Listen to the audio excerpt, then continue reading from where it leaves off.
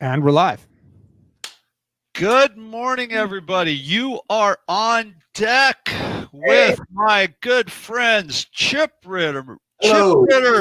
Rick Stojak, and Jeremy Steinkohler, the Drummers Education Connection. Thank you guys so much for watching and tuning in. In today's roundtable, we are going to be talking about recording sessions, what recording sessions are, what recording sessions entail, and what as drum educators, what we can take to the education world with about recording sessions, how to get ready for them, all that sort of stuff. The great thing about being the moderator on deck and going live like this with being the moderator is I get to pick who goes first. So today, the person that I am going to pick to go first is my friend up in the Bay Area, Jeremy Steinkohler, because he wrote a great book called Finding the Groove. And also because, as you can tell, both of us are using the same brand of razor lately. So Jeremy Steinkohler, how are you, my friend? Oh, I'm doing great. Today's a good day. Happy to be here, you guys. Great to see you every week. I always look forward to these broadcasts, and so psyched that more people are tuning in every week. And also excited to talk about one of my favorite subjects, which is recording. And we're going to cover a lot. There's so much to talk about. We're going to talk about recording in the studio, which most of us, that's most of our experiences. We're also going to talk about doing some recording at home, which I've recently gotten into. I know, Bart, you said that you're getting into some home recording as well, especially during COVID. That's kind of what a lot of us have available to us. But so let's see. One of my favorite things to do of all time is to go into the recording studio. You know, I feel like you get to shut out all the distractions that are bothering you from the rest of the world, and you just get to focus really, really hard and really deep on the music. And you know, you're listening to everything under a microscope, which is a really different kind of listening than you do when you're just going day to day or when you're doing live gigs. And it forces you to really understand the music in a deeper way, I think. And so one of the best pieces of advice I can, give to going into the recording studio just to start out is to be prepared, be over prepared, know that music inside and out, right? The recording studio is not the rehearsal studio. Someone's paying big money for that recording studio, and time is precious. So know your stuff inside and out, know your arrangements. And then, sometimes even though you've rehearsed something a certain way, you got a new producer in there maybe, or an engineer who's got some different ideas, and they might have some suggestions about ways you could tweak things or change things. Always be open to that. Be open to suggestions, willing to try stuff out, try it on for size. If you don't like it, you can always, not use it, right? So that's my opening salvo right there. Be prepared, be open to suggestions, have your gear in order. Oh my God, that's a huge one. One time I went into a recording session and I thought, this is early in my career, before I was an Aquarian artist, and I was using a different brand of heads, and I thought, I'm going to put some new heads on my drums for the recording session. I put them on the night. Yeah, you're laughing because you know what happened. Yes. So I put them on the night before, and I go into the session, and like midway through the song, my toms are detuning because those heads are getting stretched out. I'm like, oh man, it was a perfect take, but I had to redo it, and I had to tune my drums and play them and stretch them and hit them. And Aquarians don't do that. Those are usually good to go right when you put them on the drums, but never put on drum heads the night before. So have your gear together. Have backups. Yes. Backup pedal, backup clutch, backup heads, backup sticks. Stuff happens. Yes, sir. Some WD-40. Yeah. Lots of WD-40, man. Lots of WD-40. Cotton balls. Yeah. You can't imagine how much your stuff squeaks. And when you're sitting there in the session and the kit's all mic'd up and there's mics everywhere, man, you can hear everything. And so yeah, WD-40, great advice. Rick, what about you, buddy? Over to you. Talk to us about some of your tips. Welcome, everybody. It's always an honor to be here and a pleasure. And it's just like I feel like we're a band, the four of us, just getting together, and it's just so fun. And we just really thank you, everybody who's been tuning in and subscribing, and please tell your friends, whether it's a drum teacher or just anybody who loves drums. And so thanks for watching. So the biggest thing that I think we really have to get together for recording, whether you're doing it at home or out in another studio, is to be able to work with a click track. And you have to practice working with a click track. I've heard many stories of people who don't practice with a click track, and they figure, well, let's just turn it on when we get to the studio, and they're lost. And then the band or the producer or whoever is paying the bills says, you know what, we need to send in a ringer. We're going to call Bart Robley to do the job. Yeah, and your picture is going to be on that album cover, but Bart Robley's going to be the guy who actually played the drums. So get with a click track, practice it. Also get to learn the nuances of a click track. Learn playing on the click, behind the click, ahead of the click. That can get really, really complicated, all of that stuff. So if you don't know about that, study. Can I jump in with a quick comment on Rick's comment? Because that's a great point, Rick.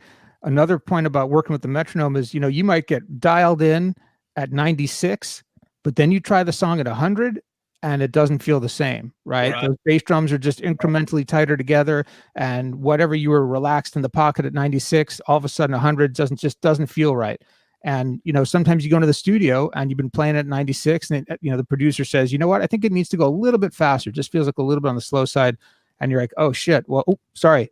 You're not feeling comfortable at 100. So just make sure you're used to practicing with a metronome and a whole range of tempos. That is really, really great advice. And then a little tip, especially for slower songs, is actually to double your click. If you have boom, boom, boom, that could be hard to follow because there's a lot of space between those notes. So just set the click for eighth notes, or set that click for 16th notes. And then I also found that a lot of people don't like the standard click, the sound of the beep. I don't. It feels like I'm in a hospital or something. The beep, beep, beep. So get. There's other alternatives, man. You can use a cowbell or a wood block on a drum machine, or there's a variety of apps out now that are metronome apps. So that's my first tip. And then, what about you, Chip? I know you have a million thoughts and a great deal of experience in the studio. And I'm sitting here watching this. I'm a fan. I'm just consuming the content. I'm really grateful to be here with you guys. And let me just say that interview with Jim last week was fantastic. So if you're watching this, go look at the one with Jim in there. There's some great stuff for everybody. I really enjoyed that. Myself, I'm old school, man. I don't really have much experience doing my own tracks outside of recording studios. My recording experience has been always working on CDs with bands and being hired as a session player to record maybe 1 or 3 songs. And but I do have some notes that I wrote down, and Jeremy stole my top one, which is prepared. Be prepared. You know what I mean? I'd say number 1, know the songs, have maps written out, use your hand and write your own notes as far as the map. Have a music stand in full view while you're recording to be able to go, especially if you're unfamiliar with it, to be able to know where you are and where you're going and how to do that. The next tip would be a team player. Use your ears and lock in with the bass player, listen to the music, listen to the other musicians that are tracking. Most times that we did that, maybe we would track the drums and the bass first, but the other musicians would be playing along. So make sure your ears are they're big ears. Could be the best compliment a musician can give you. And then the other one, I'd say, serve the song. What's going through your mind, instead of thinking about maybe so much about what you're doing or what you're throwing on the table, what serves the song? Use that as your basis as far as, when in doubt, serve the song. Maybe playing less could be more. You know what I mean? The other one would be deliberate. Once you know the songs and you're prepared and you're a team player and you're using your ears, then it's time to strike. And when it's time to strike, don't hold back. Be deliberate and give your best in your performance. I learned that from Andrew Jr. Boy Jones, who produced our CD Knockout with the Bad News Blues Band, and it really turned us all around and made the whole thing just 10 times better. So that's basically my advice on it off the bat. Go ahead, Bart. Tell me what about yours. Go ahead, man. Hey, I'm with you, Chip. That's fantastic advice, and I'm just a fan. I'm soaking this all in. You know, one of the things that I've had the great opportunity to do over the years is work with record producer Michael Blum, and Michael's worked with some of the biggest artists in the industry and some amazing drummers. And so what happened was immediately I realized I was put under this microscope that was just, you know, so intense. And so you can't be afraid of that. And you have to be willing to take constructive criticism. You have to be able to take that constructive criticism, because there's going to come a point when the producer listens to you and says, hey, look, you're rushing. Really, don't play with the click, play to the click. And you have to really focus in on that and really get in there and work with the click. One of the things that I got to do with working with Michael Blum was I've had the great opportunity to do a lot of re-records. Now, for people out there that haven't done that, re-records are where you go in and you re-record a song that was a hit at one time, and it's used either like on a tribute album, or sometimes it'll be used as a commercial use, you know, in a TV commercial, in a movie, in a television show, what have you. And they want an exact re-record of the song. So and this is another topic for another show, but you have to learn sometimes how to transcribe the song that you're going to go in and re-record. So, you know, learning how to transcribe the music if you are doing re-records, know how to read good, because maybe you might have a chart and there might be notes in there you're not expecting to play. You got to be able to read everything. One of the things that I did because of the re-records and being able to play to the click with Michael is a lot of the recordings that I do, there's no other musicians in the studio with me. It's just me, a chart or a transcription that I made, and the click. And I'm reading and cutting. And you have to be able to play dynamically. You have to be able to play musically as if you were playing with other musicians. And you have to be able to really not get lost in the chart. All of those things are so vitally, vitally important to the session. And once again, I too, all four of us actually are Aquarian endorsers. I always have good heads on the drums. Aquarian heads don't stretch out. You put an Aquarian head on the drum, it stays seated on the drum, and it sounds good for the entire session. Make sure that the drums sound good. Also, be able to make sure that you can tune them differently for the session. If you're used to a real snappy snare drum, but the producer wants a low thuddy snare drum, be able to do that. Get them the sound that they want. I could go on for days, but those are some of the experiences that I've had. And so hopefully some of those experiences might, you know, help you out a little bit too.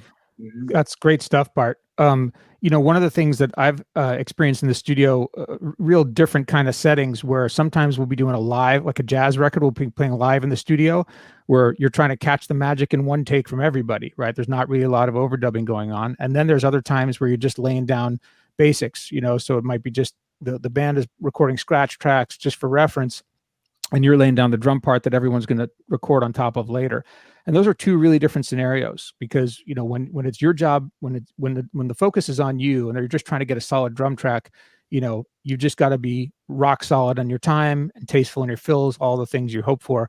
But when you're playing in a live jazz session or a live in the studio session, it's not just about your take, it's about the whole band's take. And, you know, one of the things I've found is that, you know, getting that first tune done can sometimes be the hardest, and because everyone's getting comfortable and they're getting used to their headphone mixes and all that. And, you know, it can be easy to spend a lot of time on that first track trying to get it right. But what I found is that, especially when you're doing jazz recordings, you kind of lose the magic after the first 3 takes, let's say. You know, it starts to feel less and less inspired the more times you play it. So, you know, my advice is, if it's not happening, shelve it and come back later. You know, hopefully you've got enough time in the studio that you can come back to stuff that you want to make, you know, additional takes on. But that's another thing to be aware of, is time management. You know, you're not always the producer making these decisions, but sometimes you are, and that you have that role, or as a band member, you've got to help make those decisions. Or maybe it's just for your own tracks, you got to make those decisions. you have usually a certain amount of time in the studio that you're allotted to get done what you need to get done. And I've had to do, I think the heaviest session I had was like 14 tracks in 2 days, which is kind of a lot, if you're really going for high quality stuff. But I had to think about, okay, am I happy with that take? Can I live with it? Will I be happy to it if that's the take that's recorded on the album and I'm handing that album to somebody and I'm saying, this is what I did. Am I going to be happy with that? That's how I have to think about it, as a piece of the puzzle that I have to live with forever and be proud of. Yeah. And just managing your time so that you get everything done and still maintain that balance of being happy with what you've done.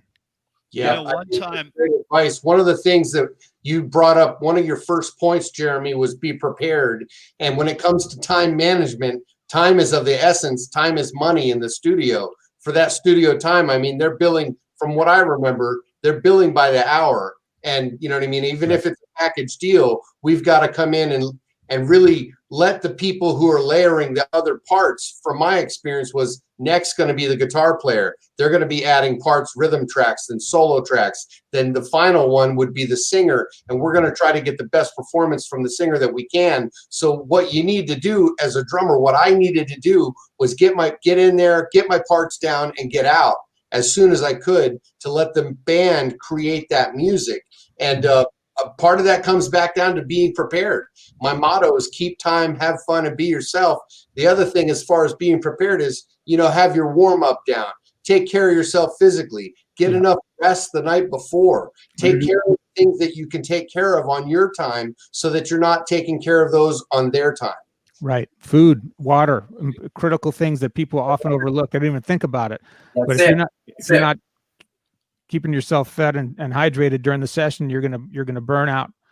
And that's another thing is, the more sessions you do, the better an awareness you gain of your ears getting tired. So I used to, when I was younger, I used to do sessions till the wee hours of the morning, and then I'd listen to the stuff the next day and be like, oh man, we probably should have quit at 11:30 instead of 2:30. Because everything after 11:30 was just ragged, right? So to me now, especially at 50 years old, like that's a critical piece. I've got to feel right physically to be making good music. Yeah, that's a performance you're gonna have to live with for your entire life, and your reputation could be made on that one session. So I think we've emphasized how important it is to be well prepared. I find that a lot of students and just fans of music don't understand that there's a thing called multi-track recording. I think they hear this, most people hear a song and they think it's the band all playing together live. And you're isolated when you're just recording your drums. I mean, you're listening to every little nuance, and every little hit that you make is on a little meter, and there's a meter showing how loud. And so one of the things that we really have to do is play consistently, especially when we're just trying to get the drum sound. My late brother, bless him, Robert, was a studio engineer, and he used to tell me all these stories how he would have a drummer come in and they're trying to get the kick sound, and the drummer would be going tap, tap, tap, tap, tap. He'd set the levels, and then it would be time to record, and they would be like kicking the thing so hard or just inconsistent. So one of the best things you can do, I think, too, is record. If you're going to do a session at another facility, record yourself for starters. Definitely, have an idea of how it sounds and how all the instruments blend. Is that hi-hat too loud to the snare? And then be willing to be flexible with that and practice that sort of thing. Like, hey, I could play this song, but what if I want to practice it with my hi-hat a little softer? So prepare yourself in that regard also. And then bottom line too is a lot of there's the person who's paying. I always feel the person who's paying the bills is the boss. He's the one in charge.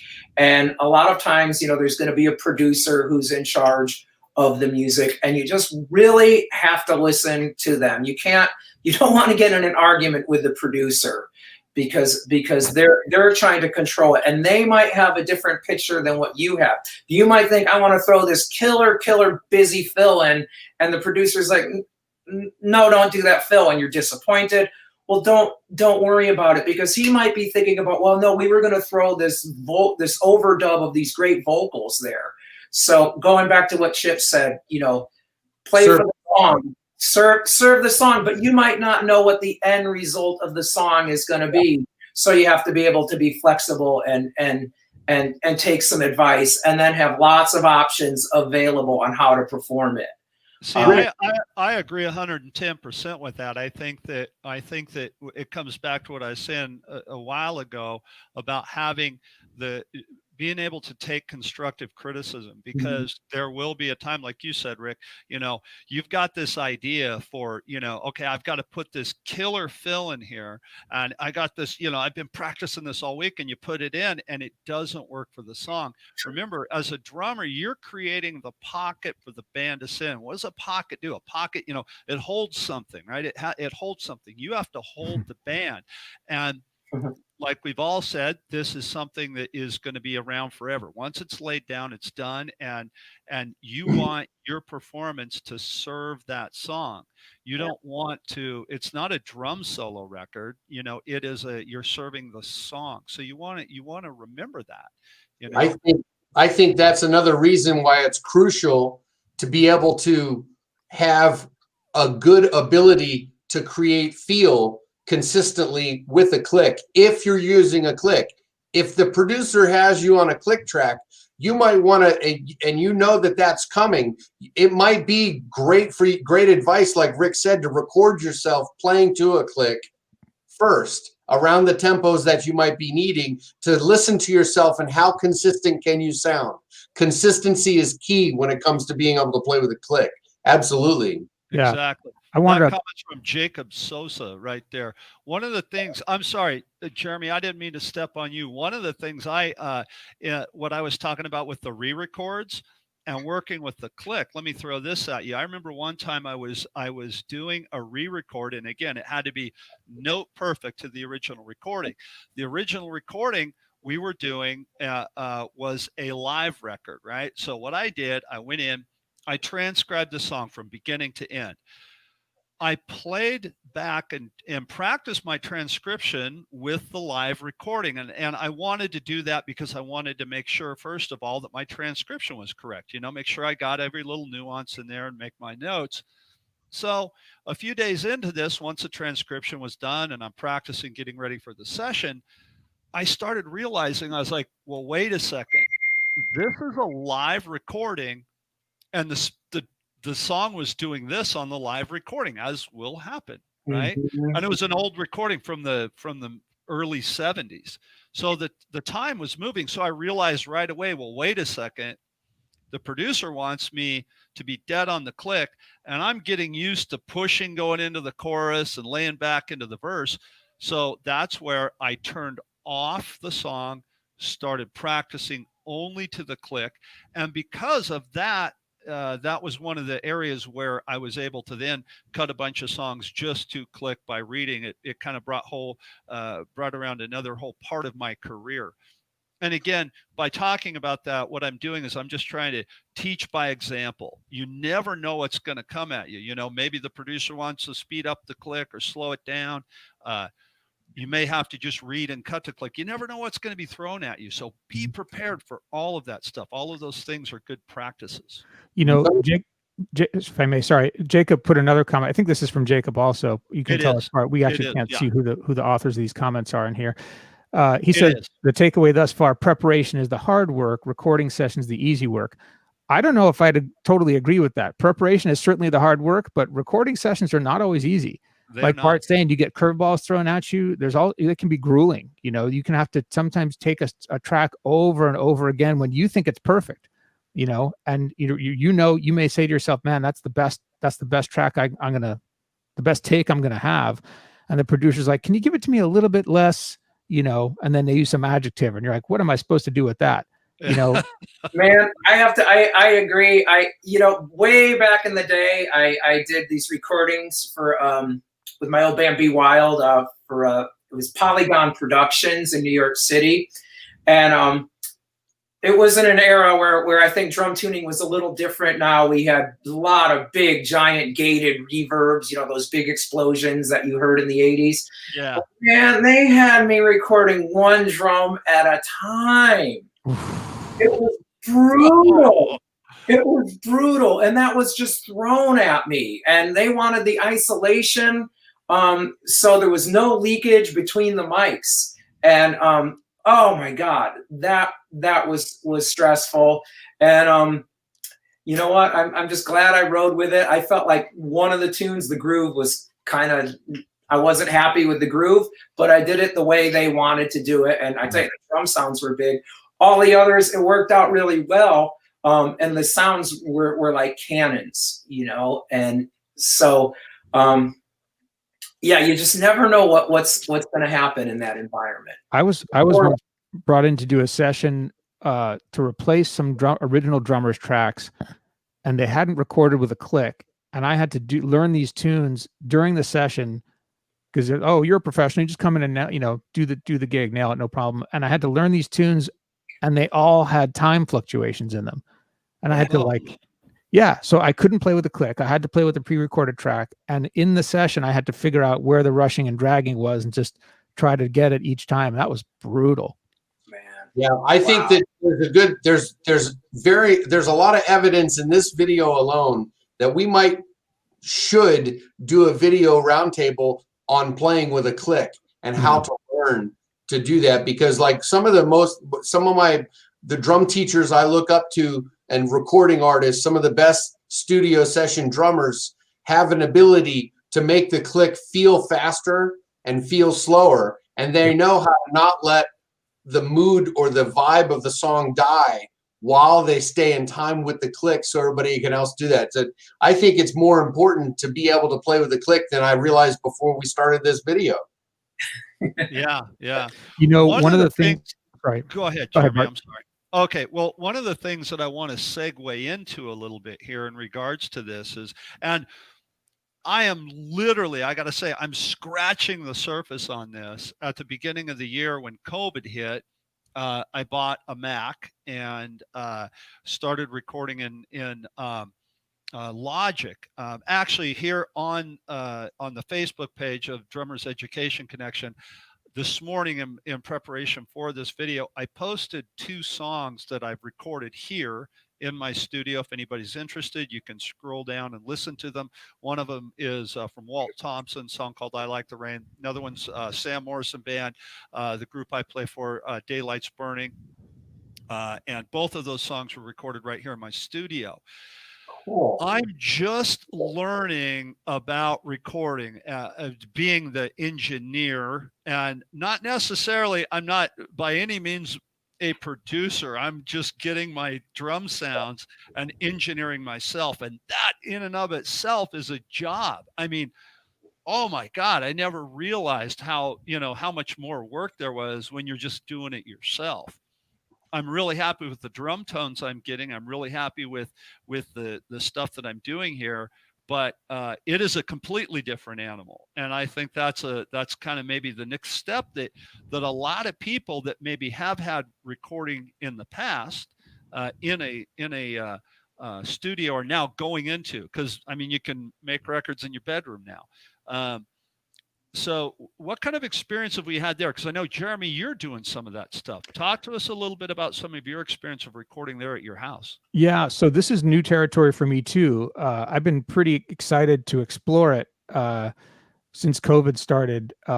I cleared out this room down here that used to be the man cave, and now it's my teaching studio and my practicing room, and it's also my recording studio. So I bought myself a Scarlett Focusrite interface, 8-channel. And I already had some microphones, but I've been slowly upgrading them one at a time. And like you, I've come to appreciate the role of the engineer and how much knowledge and understanding and their ears and what goes into that job. Treatment of the room, that's one of the first and most important things. Where do you put your drums? What kind of, you got your sound curtain up there. Yeah. Do you have sound panels or bass traps and all these things?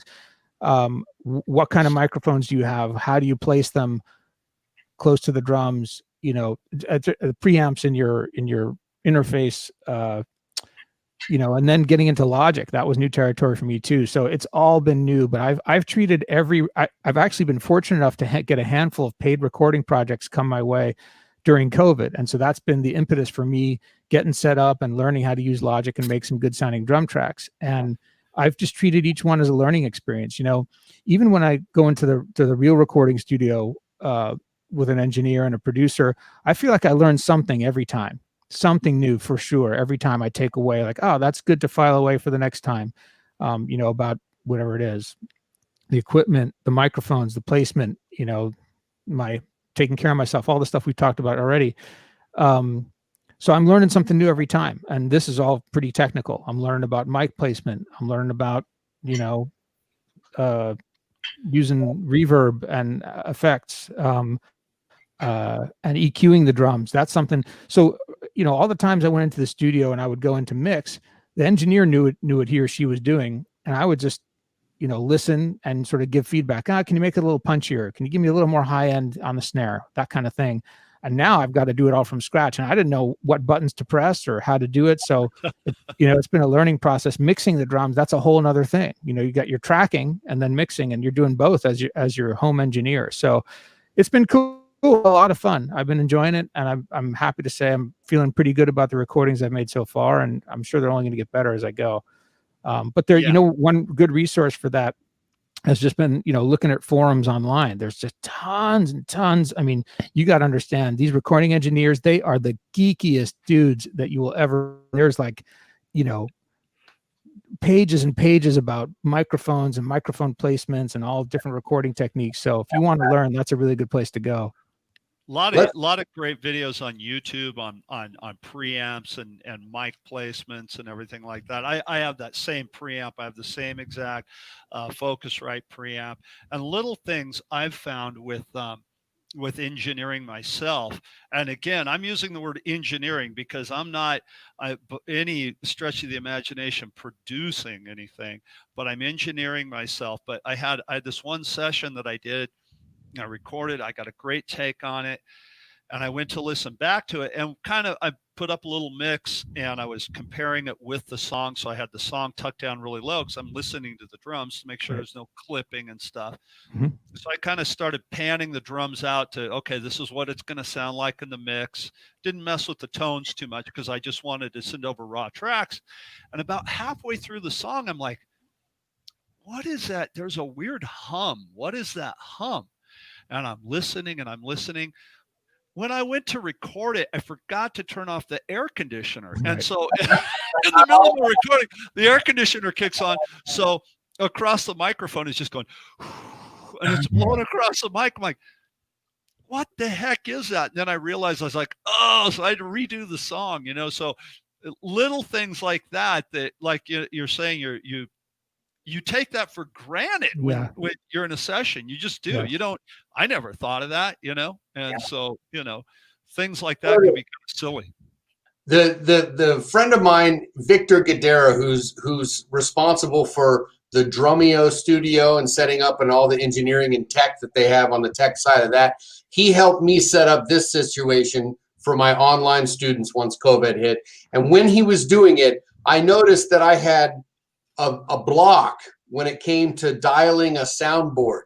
I've had this hesitancy to get into the details of fine tuning and logic and programs like that. And I found one of my favorite quotes that I read before on one of our roundtables, that there's a principle which is a bar against all information, which is proof against all arguments, and which cannot fail to keep a man in everlasting ignorance.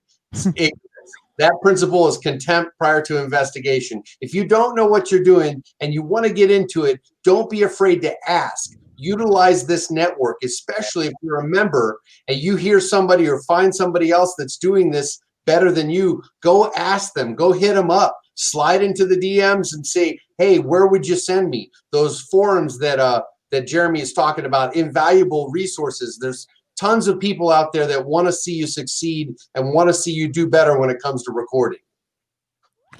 Chip, you're a wise man, and you always entertain me too. Man. Well said.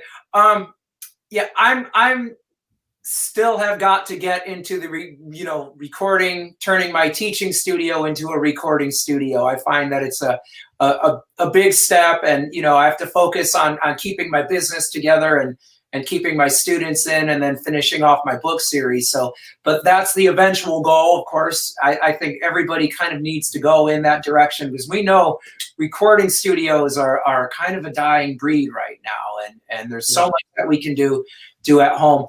But in the interim, I found a great product. It's from Shure. It's called the MV88.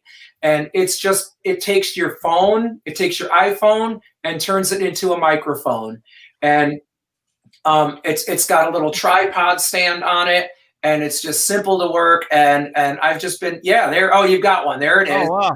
Yeah, I'm not at the studio today to show you. So, yeah. And oh my gosh, the sound quality is just amazing. It's pretty good, I'd say, for just demos and practicing and hearing yourself.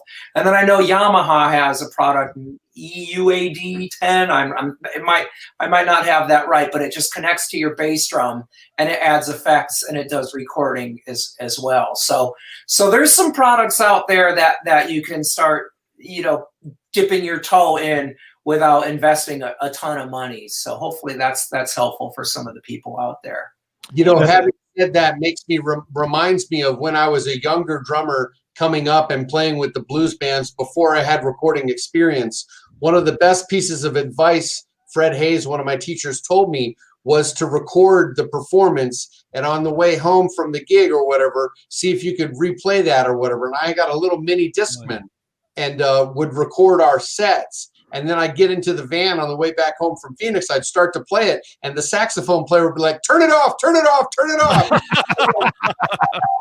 What, man, that's up. And he was like, "I already suffered through that one." As artists, when it comes to our ego, there's some resistance to listening back to what you did. There's some fear involved, especially if you're new.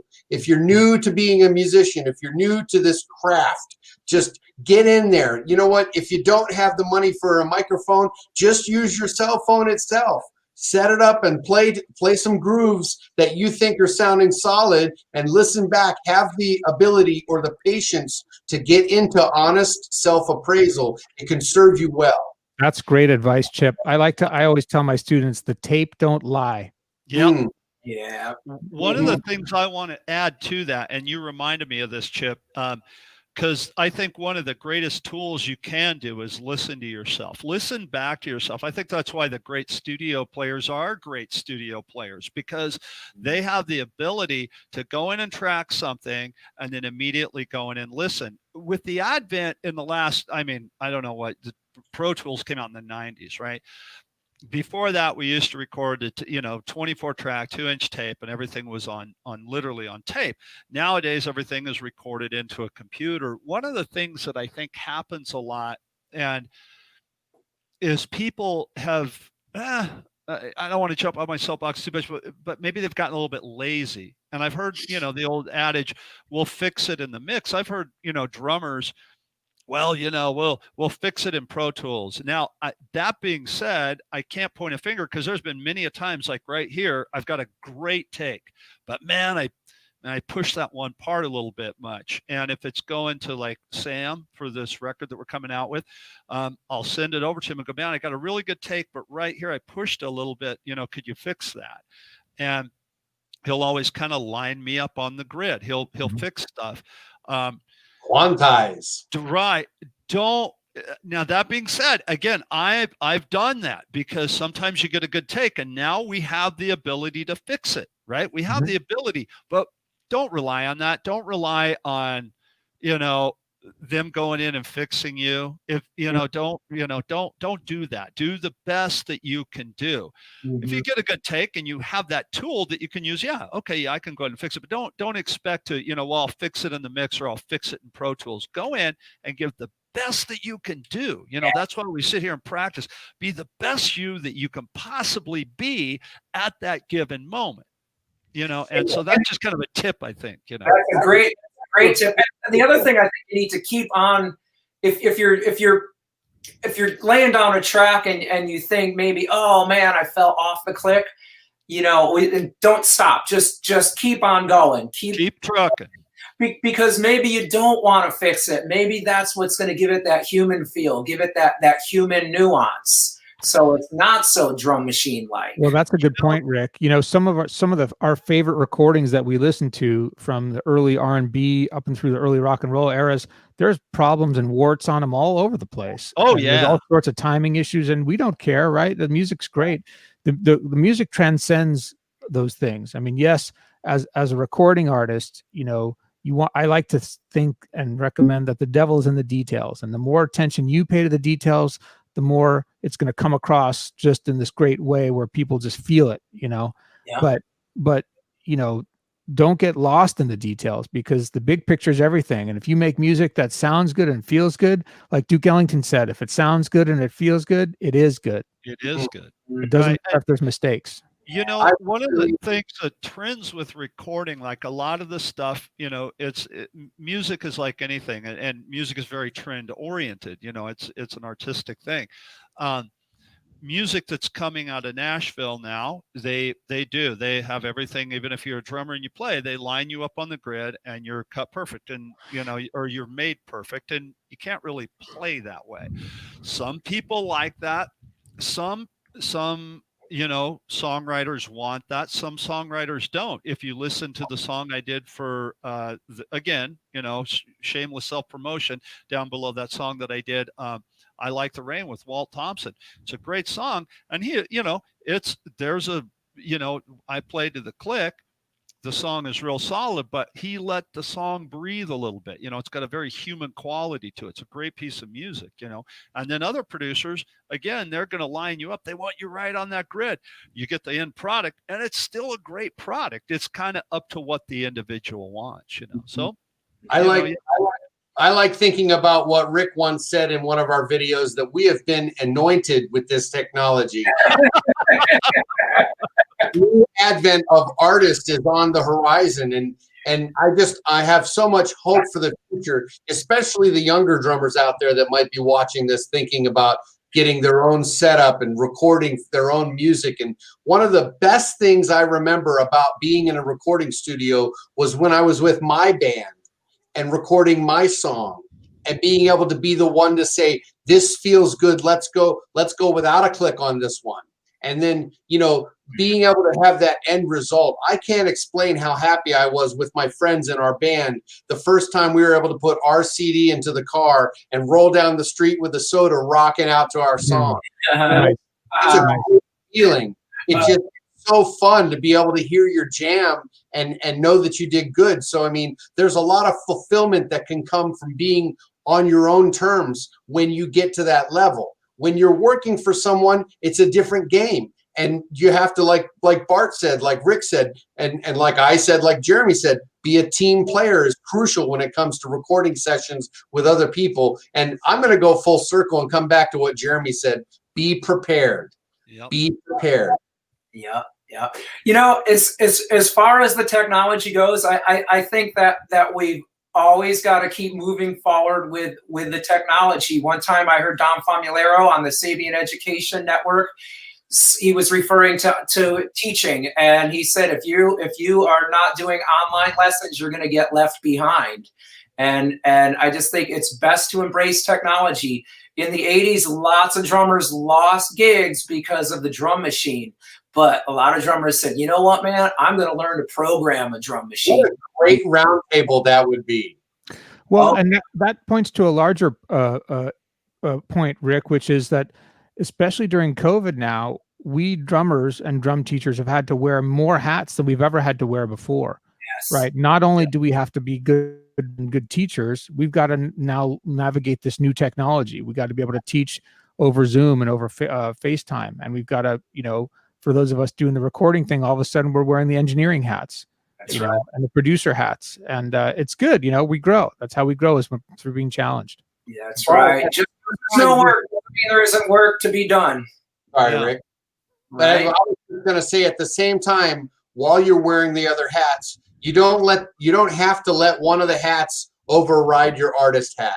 You don't have to sacrifice yourself as an artist just because you are confronted with some new knowledge. It could be a new adventure. You know, when I was looking at the buttons and Victor was talking to me and walking me through my very first sound mixer, you know what I mean? I was scared, but there was also this element of, hey, it's an adventure. You know, it's not much of an adventure if there's no pirate ships or monsters to avoid, you know? It's okay to be a little apprehensive and scared and have some goosebumps and you know, some butterflies before you hit the record button. Yeah. Okay. I'm glad you brought that up, Chip, because I think for a lot of people, you know, going into the recording studio that first time, that's terrifying. Moving into home recording, that's like, oh, I can't do any of that. I'm just a drummer. I like to just play and practice. That's a whole nother realm that I can't do. But the truth is, you can, and you know, you don't have to be scared of it. It just means that you're a beginner again, and that's a really beautiful thing, actually. Like the beginner's mind, that's where you're able to learn, you know, so much and so quickly. And you know, you're going to bring all the great traits and characteristics you have that you've developed in your drumming practice over to this new practice. And that new practice could be about recording online or using one of those online recording platforms like Soundtrap or BandLab or whatever you're into. You know, I think it's, you just got to embrace change. I think if you don't embrace it and you don't grow with it, like all of us are saying here, but like Rick said about what Dom said, you know, that you're going to get left behind. If you're just digging your heels in and you're going, well, this is the way I've always done it, so that's the way I'm going to do it. That's also not a very, you know, artistic way of thinking. You know, as artists, we want to kind of learn to think outside of the box sometime, and there is the word learn. We have to learn how to use the correct microphones. We have to learn about phasing. We have to learn about microphone placement. If you're just digging your heels in, you know, that's not a way to grow. But so don't be afraid. Don't be afraid. Think about the primary purpose of being an artist in itself. It's basically to expand and grow and express yourself. It's not to stagnate. You know, tradition and fundamentals help us get to where we want to create. And being creative, you want to open the doors. I love what Jeremy said about being a student. You know, I'm a student. If I was Bruce Lee, I had to put my white gi on again and put the white belt on again and just enter the dojo and learn how to work this button means what. What does the word pan mean? And what's a pot? And what does the slider do? And you know, another thing, a friend of mine is a computer whiz, and he helped me a lot with technology. And he told me, don't ever be afraid to click. Don't ever be afraid to get in there and move your stuff, especially if it's your stuff. Mm-hmm. I was watching a video the other night on YouTube. Everybody can go check it out. You can find it. It's the latest video that Dave Weckl put out with his drumming school. And, you know, Dave Weckl, one of the greatest drummers out there. And he was talking about how, you know, he's a student. He's always coming at things from the mind of a student, from learning. And I mean, who can outdrum Weckl? Not very many people, you know, and so always coming at something from the mindset of, hey, I'm a student, I'm learning something. And like you said, Chip, I'm creating something. Don't be afraid to create something, and don't be afraid to create something that's different, that's out there in left field. If you like it, you know, if that's what you want to create, go for it. I'm sure somewhere along the line, somebody looked at Picasso and said, hey, you know, maybe you should put the ears on each side of the head instead on both sides. But, you know, Picasso, you know, everybody loves Picasso, right? Don't be afraid to try new things, and don't be afraid to create what you think you should create. Well, that's a good point, Bart. I like that we're sort of broadening we started from recording studio and sort of technical, but we're talking, you know, life-size stuff here. You know, no great art was ever made without taking risks. That's Right. right. I'll say that. Jacob Sosa put trial by fire on Facebook. I like that. You can't discover a new land without losing sight of the shore. There you go. You know, Columbia sold more Thelonious Monk records in the 1990s, the early 90s, than they had sold than he had sold during his entire life. Really? So, which is to say that his music didn't get, you know, accepted by the wider jazz consuming public till much later than when he was actually making it. Yeah, that's a great point. You know, that comes back full circle to recording sessions. Recording sessions. Are you doing a live recording or are you doing a click track produced project? There's all kinds of things to learn when it comes to recording sessions as a drummer. Yep. You know what? I'll give you guys an example of something here, and I can say the song. It doesn't matter. I had to re-record. Remember that Yes song, "Owner of a Lonely Heart"? Sure. Oh, yeah. Okay. White. I The had game. yeah. Much better than Own of a Broken Heart. Oh, There we go. Sing, guys. Go. Yeah, there you go. So I had to re-record this song, and Michael Blum was a producer, and the guy's a genius. And I went in, I cut my track, and I was pretty sure I had a take. And he comes in my cans. He goes, "You want to come listen?" I go, "Yeah, sure." So I'm walking in, and as I'm walking in, there's a microphone, and I don't have an open 57 here. Let's pretend this is an SM57 instead of a highlighter, okay? And there's a 57 in a mic stand, and it looked like the mic stand had fallen over, right? So the microphone is like sitting like this on the floor, right? So, and I was going to pick it up. You know, I was like, "Oh, microphone fell over." But then I thought that might be one of Michael's tricks. And sure enough, the microphone was there and it was live. And I asked him, I go, "What's that mic on the floor?" He goes, "Oh, that's my 80s mic." I go, "What do you mean?" So we're listening to the playback and the drums sounded great. And he goes, "Now watch, I'll bring in this microphone." And he brought it in, and immediately it was like, "Oh, wow, that's the sound." And I don't know what it did. I don't know, but Cool. it was one of his tricks. So there again, experimentation, like Jacob Sosa said a second ago on Facebook, trial by fire. Try stuff out. Somewhere along the line, somebody had to go, "Hey, I wonder if we put an SM57 facing down, what that'll sound like." And they did it, and it made it to an album. So, you know, think outside of the box too when you're. You know, I want to give a little shout out to one of my students, Rebecca Sykes. She's been working with me for 5 years, and she's 19.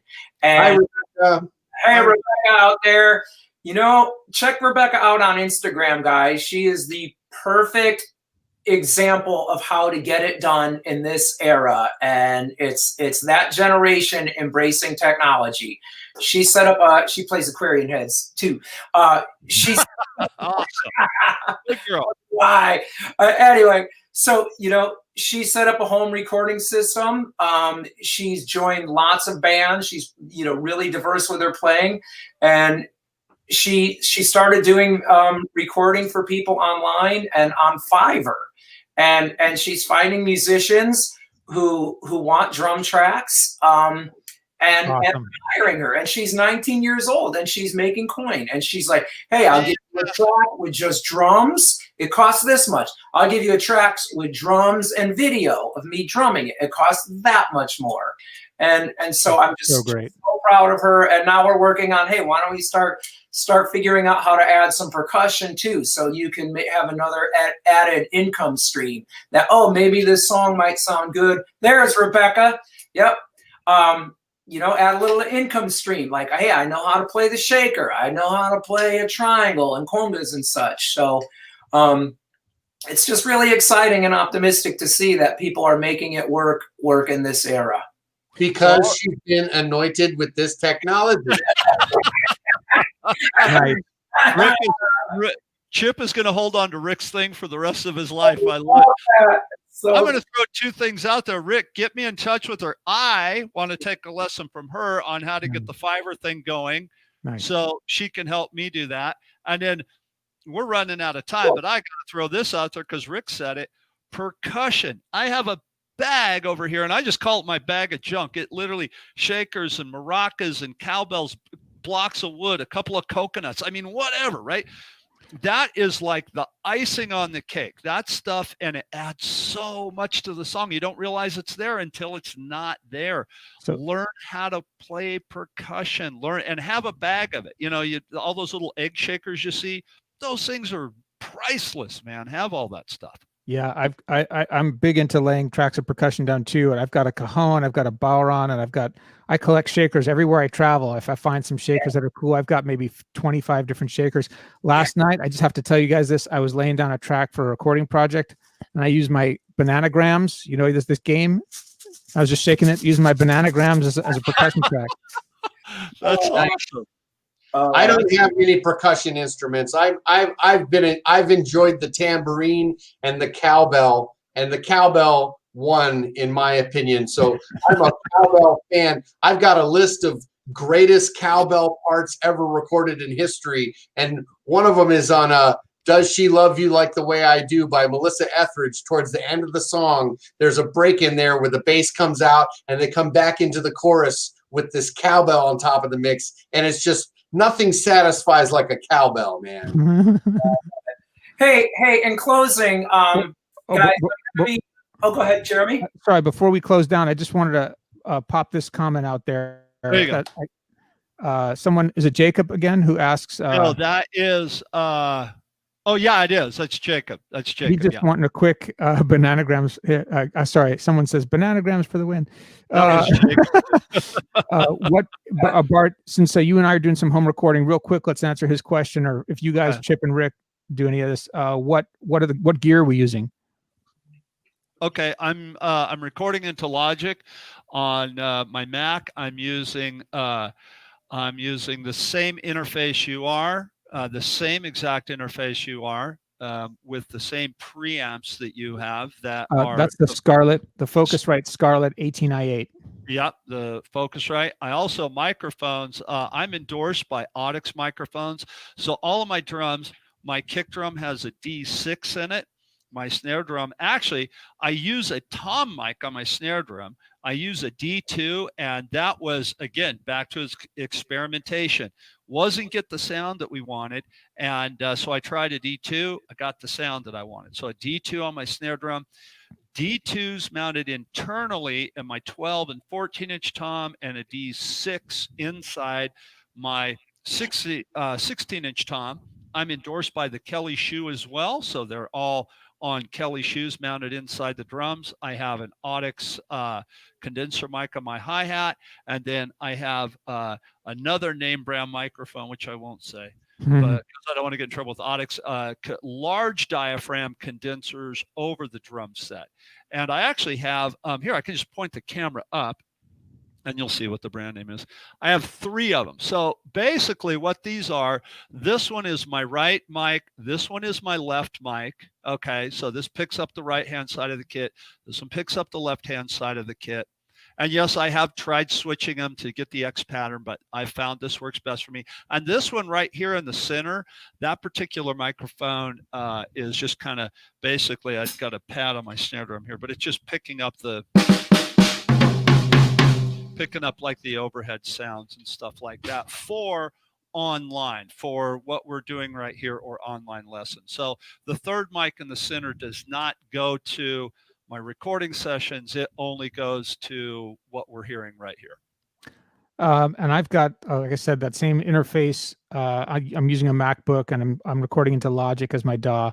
And I had an old set of CAD studio packaged drum mics, and they sort of did the trick. But as I gotten into this, and actually I should say those were given to me as a gift. So I had this set of studio mics. I was like, oh, great, I can get into recording. But as soon as I started recording with them, I started realizing they weren't getting me the sounds that I wanted. So I'm slowly, piece by piece, upgrading my mic setup. I got a Sennheiser E902. That's their latest bass drum mic, which I love. I did a lot of research, deep dive, checking out all the forums, watching the shootouts on YouTube between the bass drum mics, and I ended up picking the Sennheiser E902. I've got an SM57 for the snare, and I'm in the market right now for a pair of Rode NT5 overhead, small diaphragm condensers for overheads. And on the toms, the next upgrade is going to be the Sennheiser E604. For the toms. One thing too that I use, and I tell you, that is really helpful for me. I use Ultimate Ears in-ear monitors. These are the UE11s, and so they've got the spectrum, real low end, real highs, and a lot of great mid-range. I've been playing drums for so long that I lost a lot of my high-end hearing, and just part of the game. And so these help me. I love my UEs. So that's one of a crucial part of my gear too. Oh yeah, headphones, right. Either if you're not using the inner monitors, which I'm not, but I'd like to be at some point, I've got a pair of Audio Technica, I think they're ATH 50 or ATM 50s. These are great. These are sort of industry standard.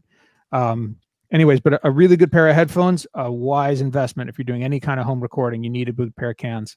Yeah. And yeah. for those that may not know, DAW, DAW stands for Digital Audio Workstation. Oh, there you go. Right. Yes. I thought Jeremy just was No, I got- I'm more like, don't. Artist guy.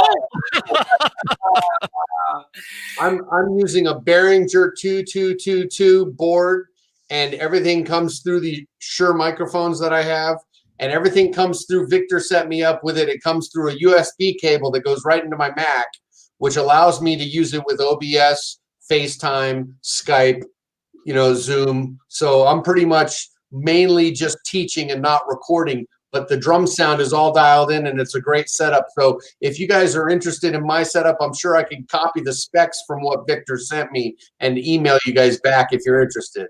And that's a good point. Once you have your setup with an interface, you can use your stuff for teaching lessons online with a great drum sound or recording. It does double duty. Yeah. And what? Go ahead, Rick. Sorry.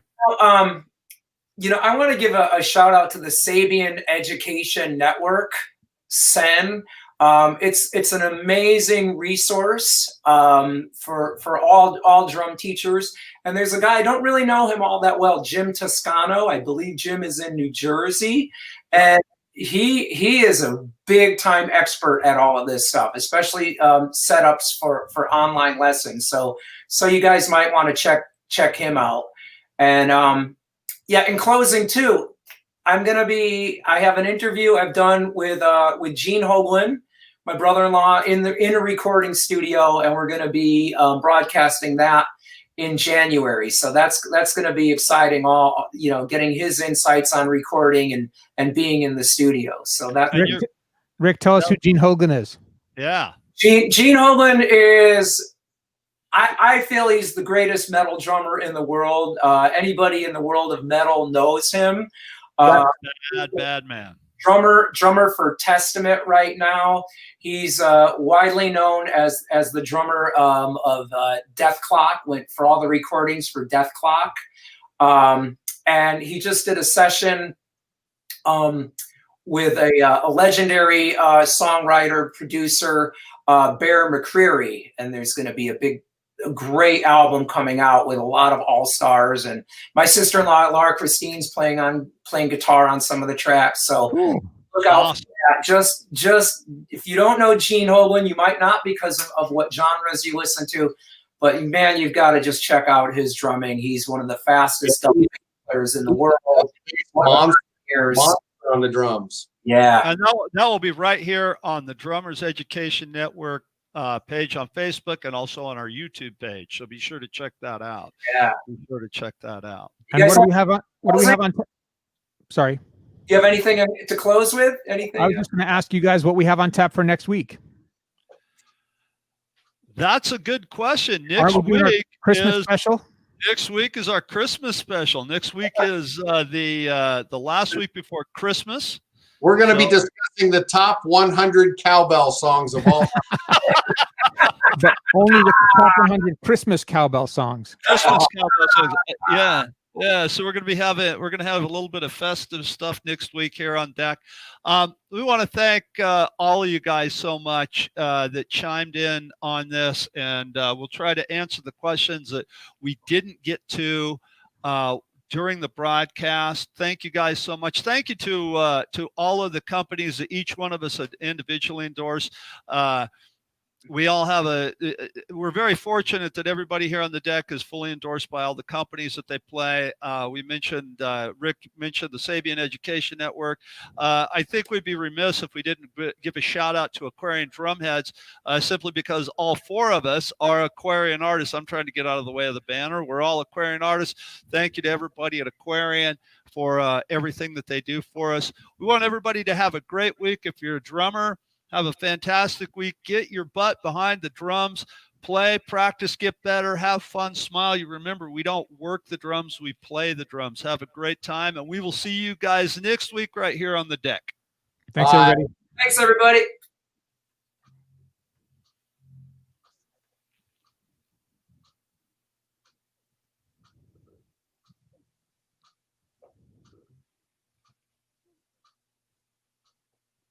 It's frozen. We're still We're still alive. Yeah, we're still live. I'm trying to end the broadcast, but it's Jeremy's trying to hit the stop button. I hit What is it? What did you say? We've been given the technology. What was it? You're anointed. We've been anointed with the technology, and I'm but going they to outro solo on my Aquarian super pad. did. Yeah, go for it, Chip. They didn't give us the technology to stop. Before it stops, I gotta give one quick piece of advice. Don't bring all of your friends to your recording session. Oh, Don't yeah. make it a party. It ain't a party, folks. No, don't. You're there to work. End product is not going to be as good if everybody's in there partying. And keep your drinks away from the console. And bring also, along with your water, bring a dry Have T-shirt fun, and some and be well. deodorant. Bring a dry T-shirt and some deodorant, because you're gonna need it. If you're playing correctly, you're gonna need it. Yeah, there you go. Wow, that's Jeremy funny. still can't find the stop button. No, I found the stop button. It's just that technology is not anointing me properly. So it's really funny. I clicked the end broadcast, and it just gives me the beach bubble that says, "Nope, not going to do Nope. that for you right now." You guys aren't done yet. You guys are We're- still you're- going. StreamYard says you haven't talked about something I want to hear. Exactly. We could easily have another Wow. roundtable on gear in the recording studio. Like, what kind of drums do we like? You know, do you like the 22? Do you like a 20? Different size drum, vintage 20. versus modern drums. And I don't know if I'm so interested in that, Rick. I think I'm going to go back to something Bart said. Who can out-drum Dave Weckl? There's only a couple of guys. I You know. know what? I'm gonna tap out before I even pick up a pair of sticks. Okay, I'm not afraid of anything, but that's not a fight I want to get into. Who Okay, can out-drum Dave Weckl? That's a great roundtable. that is. Yeah. Maybe we can get Weckl on and ask him. We can get him for some the drumming Olympics sponsored by DEC. Right. Yeah, that's a good idea. All right, you guys, listen. It won't end. So I'm just gonna shut the browser down and hope that ends the broadcast. And then, Hey, don't forget to send me the link there, Rick. Jeremy, while we're still live. all Right. right. Thanks, Thank everybody. you. Thanks, See you guys. Take care, See you guys. folks.